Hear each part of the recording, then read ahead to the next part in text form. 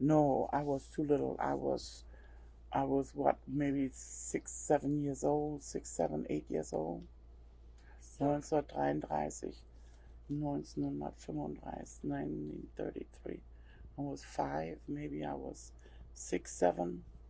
so you didn't go to school No, yet. not at that time, no. How did you spend your days? How did I spend? I used to get up with my grandmother. That was really funny. And she used to wear a hat. It's like this on your head, like this, and come around your face.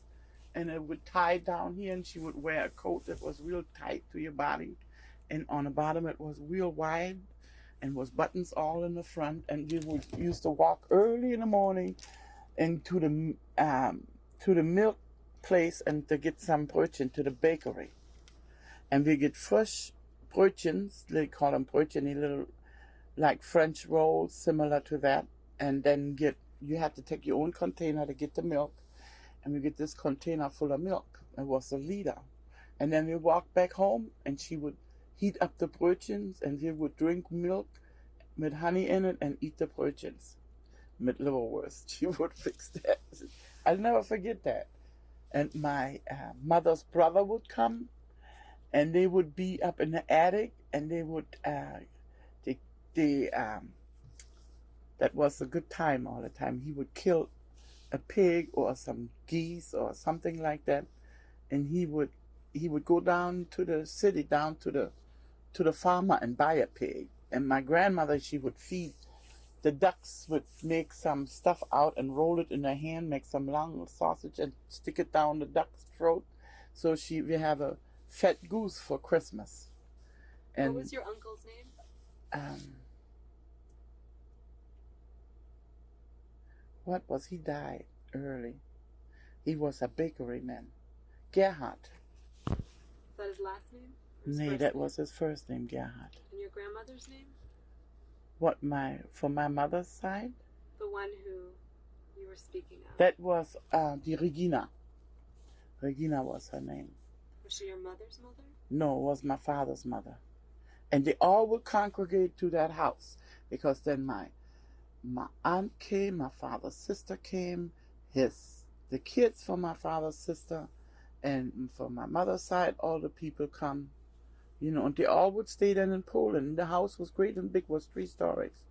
Up on the top was way under the roof was a big uh, stone made thing. It was about that high, and inside was a copper pot, and you would boil your clothes in it.